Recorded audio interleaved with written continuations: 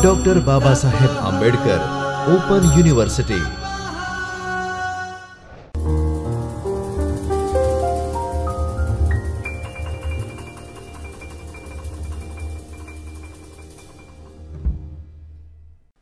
On behalf of Dr. Babasaheb Ambedkar Open University, Ahmedabad's Department of Journalism and Mass Communication, I welcome you to this video lecture.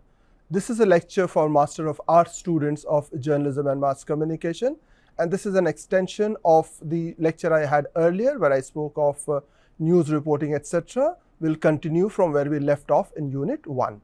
So this is from paper 8 where we are discussing types of professional writing. I've already discussed Unit 1 part 1 earlier, and I am at Chaitanya studio in Dr. Babasaheb Ambedkar Open University, Ahmedabad. So we will be talking about the modern reporter's toolkit today. The modern reporting is very different from what it used to be. Earlier, reporting was more about talking to people and finding out events, details, so on and so forth, and just putting it out to our news desk as early as possible. Generally, newspapers were published once a day. At times, it used to be an evening. The newspapers would come out on the same evening. But those times were a lot more not so frenetic. It was a lot more relaxed because people had time to talk about the news of the day in details and come out with a news report late in the night for a morning newspaper. But for a modern reporter, the things are quite different. Modern reporters or contemporary reporters must be proficient in digital tools. And that's a very, very important aspect of present day journalism, because even the journalistic output is measured in terms of metrics which were not there earlier.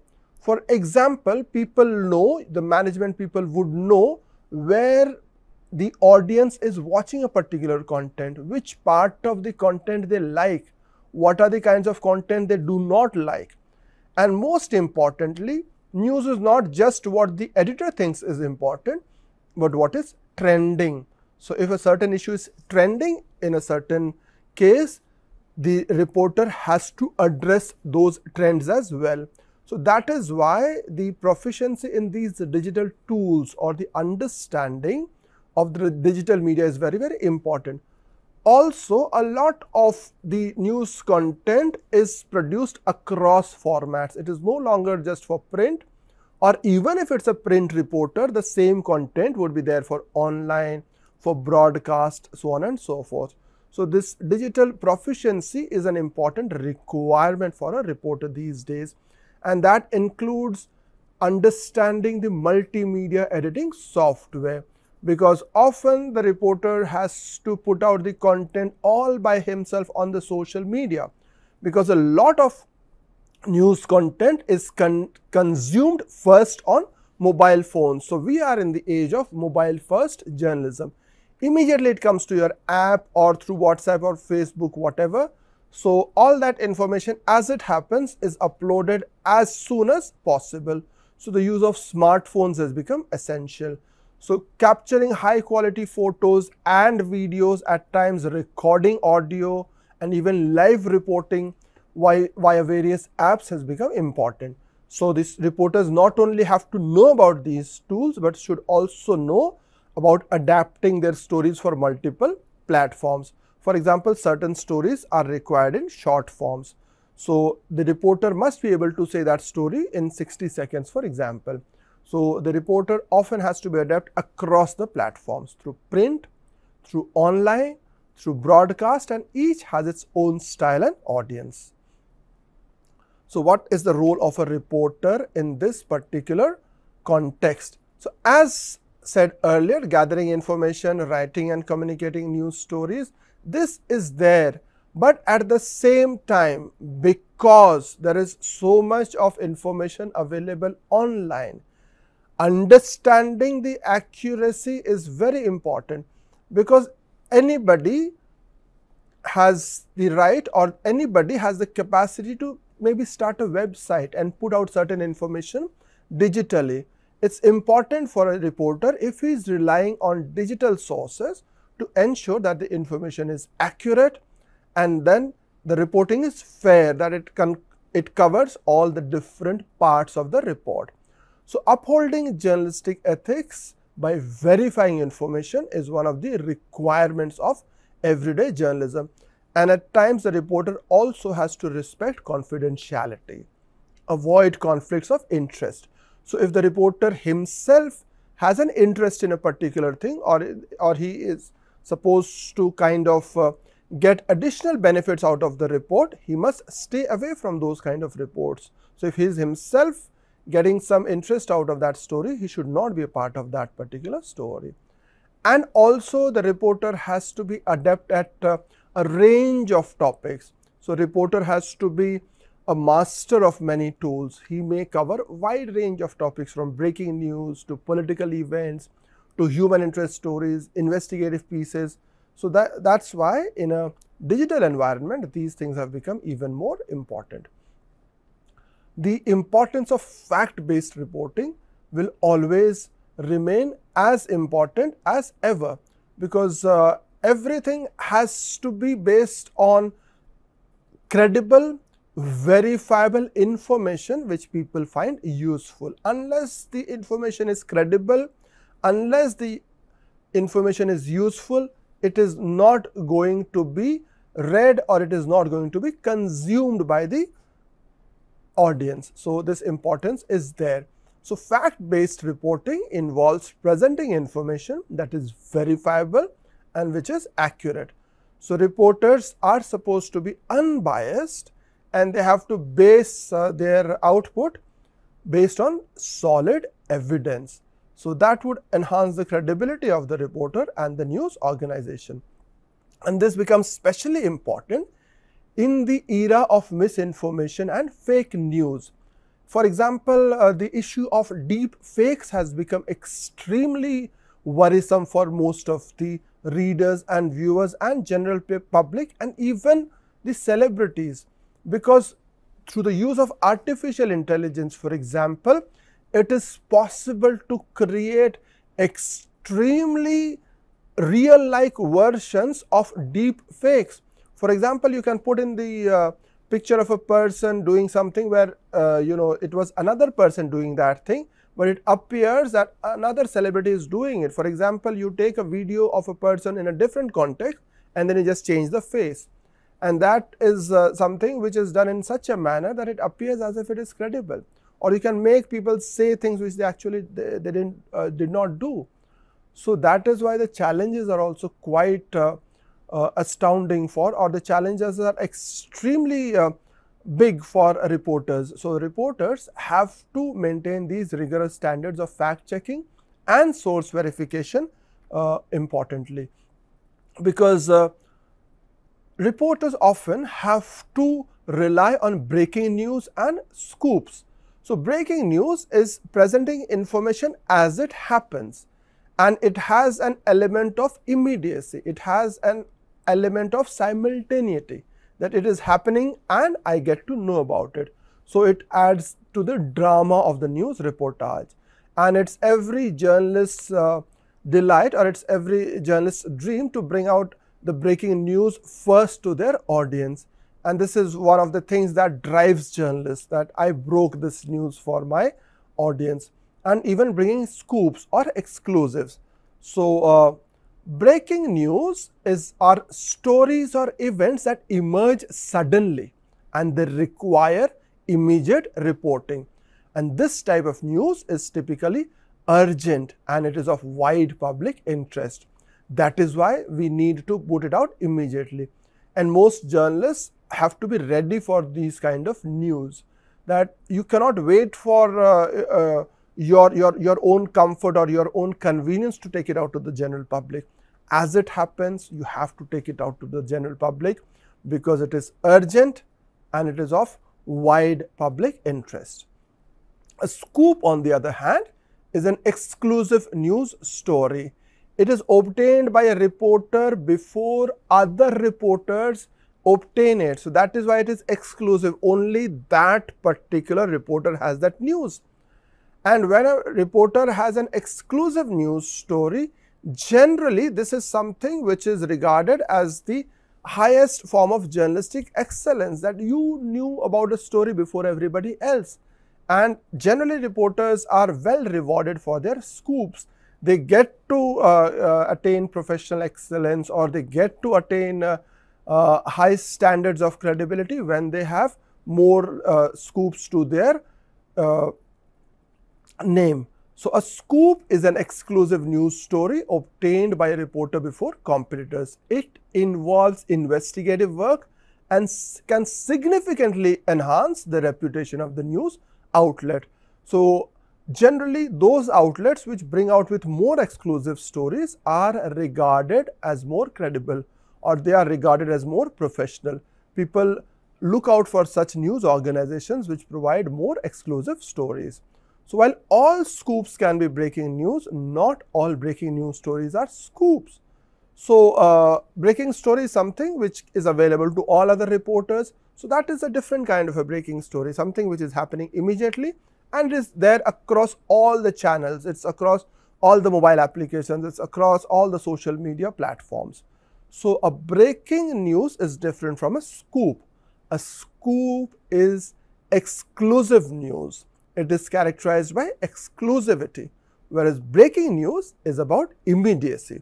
And this is one of the challenges, because often journalists, since they have to bring out the news very quickly, they are challenged with the idea of kind of not even verifying it. And there have been instances where an unverified news has been put out as a breaking news. I am sure many of you would have come across maybe the death of a celebrity which hasn't happened. So, often it is there in one or two channels, or it is there on one or two social media platforms which announce the death of a celebrity, and embarrassingly for them, often it comes out to be untrue. In certain cases, it's the family member of one of those people who are pronounced dead who come up angrily and say that, no, my father or my uncle or my friend is alive and well. So, those kind of breaking news are kind of a very it brings in a very negative reputation for reporters. So, while it's important to break the news or take out the information as early as possible, the important thing is to verify so that the information is of the highest professional standard, something which is true, something which is fact based. So, in the earlier unit also we spoke about developing sources and contacts, and here we kind of extend that as well, because they can be anonymous insiders, and building this network of sources requires a separate kind of an input from journalists. And we must understand that a lot of these sources are digital sources, and that is why you will come across terms like data journalism, where we depend not just on human sources, we depend on the facts and figures which are available in the public domain, often in the form of rows and columns. And through those sources, or through those data sources, we think of news, and then we have to talk to these public officials or experts and make it interesting, because getting information is one part of it, and getting exclusive information is something, as I said, very important for a reporter. But at the same time, it's important to verify those sources as well, and not just verifying, but adding the important elements in the story which make it interesting. For example, we might bring in people who are affected by that particular event that we are reporting. So, his or her own reaction to the story is very important. For example, if somebody has been through an event or has been through a place where there has been an accident, so what were the feelings of the person, so on and so forth, or how he or she describes the event is an important part. So, along with these sources, we have to add these elements, otherwise these are just information, or they are just starting points for writing good journalistic content. And it's important that we understand the role of a reporter, that reporters play a very critical role. Many of us would know that journalism or press is regarded as the fourth estate of the society. Apart from the judiciary, the executive and the legislature, the press is regarded as the fourth estate of the society because it has a very critical role in upholding democracy by holding these three important sections of the society, the executive, the judiciary and the legislature, to account. So, reporters play a very critical role in monitoring and holding powerful entities accountable, either acting as a watchdog on behalf of the public or by pointing out the good things that they've done. So, it's not only about pointing out the bad things. Often we have the concept of providing the best practices also. So, that is also an important role that a reporter has by bringing out the best practices for others to follow. So, by investigating and exposing wrongdoing, reporters help uphold democratic values and ensure transparency in public life. So, this role requires courage, this requires persistence, this often involves navigating legal and ethical complexities while facing potential pushback from potential interests, from powerful interests. People who do not want that information to come out in the public domain, they are the ones who are challenging this. So, that has to be taken care of. And this is an important part of journalism, which is teamwork. Effective news reporting involves collaboration among reporters, editors, photographers and even professionals from other media. So, unless one learns how to work in this collaborative environment, the journalistic output will not be that important. The teamwork in journalism leads to a more comprehensive and diverse reporting. For example, if there is a story which spans more than one beat, and if I take the help of my colleague who is in another beat, I get to draw from his or her expertise, and then my reporting would be of a better standard. So, complex stories that span multiple beats require this interdisciplinary approach. For example, somebody could be in the education beat, another person could be in the health beat, and if it is about health education, both these two reporters can come together and provide a perspective which is much better when either of them were doing it separately. So, this collaboration is a very important hallmark of professional journalism because it enhances the depth and the accuracy of reporting. It encourages creative approaches and it can lead to more impactful journalism. Journalists often in the Indian context, a degree in journalism or mass communication is not mandatory, but it is for many people like us who believe that it's very, very beneficial, because for somebody who's been trained in the field of journalism, somebody who knows the entire communication process about how certain things can be made more persuasive, which are the tools which will be regarded as more effective for bringing out a credible content. So, with a degree in journalism and mass communication and especially with the perspective that this kind of a training provides, this kind of an education background is extremely beneficial. Although, as I said, it's not mandatory. Degrees in other fields can also provide very, very valuable perspectives and skills. But the key skills which include strong writing, even when you are speaking, for example, when I am speaking, this is based on some strong writing in the background. So, based on that, I am able to speak to you. So, whenever it's a television reporter or even if it's a radio jockey, it is based on a script or it is based on the points that he or she would have written for himself. So, this is a very key important key skill for reporters, that one should be very good at writing. Critical thinking, about analyzing things critically, and that means when certain things are not working, what are the areas in which there can be improvements, or what are the reasons why certain things are not working. Research ability is another very important skill for a reporter, so that he can dig out information, he or she can dig out information when it is not very, very apparent. And often that is the job of a reporter, to bring out information which is not apparent to everybody and bring it to the notice of the public, because journalists thrive on this power of the public opinion. I bring certain things to public opinion because public opinion will decide whether a certain policy will work, whether a certain policy will see the light of the day. And that is why it's my job to do the research properly, so that I can bring out that information for my general reader, viewer or listener. And digital literacy, as I said in the beginning of this lecture, that this digital literacy is very, very important these days, especially in this mobile first information, or especially in this mobile first ecosystem that a journalist has to work. So these skills, if somebody does not have a formal education in journalism, these skills can be developed through online courses like these.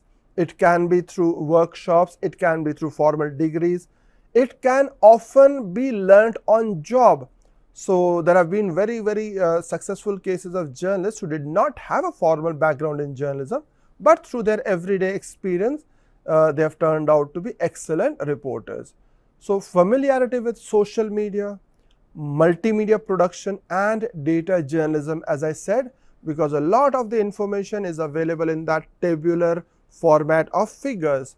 So data journalism is important, how to draw stories from those figures, how to see whether a certain trend is increasing or decreasing, to look at associations through these numbers. So a reporter has to continuously learn and adapt to new tools and technologies, because in the present context, the knowledge of artificial intelligence, for example, is extremely important. If a reporter has to survive, he or she has to be adept at artificial intelligence as well. And that is why the journalism education has also evolved significantly, which reflects the changes in the media consumption, in technology and in society. So in lectures like this, we talk a lot about the requirement for digital competence, the requirement for data journalism, the requirement for storytelling. For example, if a particular thing is said just in a didactic form or in a persuasive form, then it is probably not as impactful as it would be if I said that in a story format. You might have seen that when you go to a cinema hall, for example, and when there are those anti-tobacco advertisements, then you have a real person who has been addicted to tobacco and how bad it has been for him. So it is a storytelling format which is much more impactful when a person comes and says that I used to have it and see this is the tumor that I have developed, so on and so forth. So the journalism education has to encompass all these traditional reporting skills and emerging digital competencies. So the current curricula, it includes multimedia storytelling. As I said, multimedia storytelling would mean that it is there for different platforms. So it is for the mobile platform, it is for the social media, it is for television, it is for interactive platforms. Data journalism, as I have repeated more than once in today's lecture. Ethics in the digital age, because this concept of deep fake, or this idea of fake news, or this idea of trying to persuade people through use of fake data and fake image is very prevalent. And it's important for journalists to have the right background and the right skills to see through these problems of the digital age and understanding the social media dynamics, because a lot of the trends are set on the social media. So there's been a shift from the purely print and broadcast focus to a more integrated multi-platform approach. And this means there's a real importance of continuous learning, because given the rapid evolution of technology and media, continuous professional development and adaptability, they are the key. So this would ensure that journalists remain relevant and effective in an ever-changing landscape. We've spoken about the beat system in the first unit as well. So this again is a very important part, and this remains this retains its importance even in the digital age, because one has to specialize in certain areas. So your own general stories will be from the specialized domains that are provided to you, and then you can go beyond your beats also to look at certain other important characteristics. The role of correspondents are the people who are full-time employees of a media organization, but at the same time there is a possibility of stringers or freelance reporters or photographers who contribute reports, who contribute photographs or often video footage, and this is often done on a non-contractual basis. So they are the people who get paid as they provide content. So stringers are also often the first responders. So they could be people right there on the spot, and they provide very important information to the news organization. So correspondents have a more stable relationship. Stringers provide more flexibility and the local insights. So even if one is not working for a newspaper organization, one can be a stringer for a newspaper as well, and or for a news organization as well. So the compensation varies widely based on experience. So somebody could be very well paid. Stringers would be paid only on the basis of the work they do, but the recognition that they and the public acclaim that they retain in society is really something that journalists are extremely proud of, for their public recognition, because journalists often get more public recognition than other professions. The opportunities of career growth is also immense. So we've been talking a lot about news reports and all, and this is time to just very quickly check your progress. So the first question: what are the essential elements of a news report? You would remember that we spoke about all those W's and H. So this is one thing that you should know about. What is a news beat? And this is one term that is synonymous with reporting. And finally, question 3 as well: what is objectivity in reporting? Thank you very much. See you very soon in Unit 3 of this particular lecture series, which is about the MA in Journalism and Mass Communication course of Dr. Babasaheb Ambedkar, Open University, Ahmedabad's Department of Journalism and Mass Communication. Thank you very much.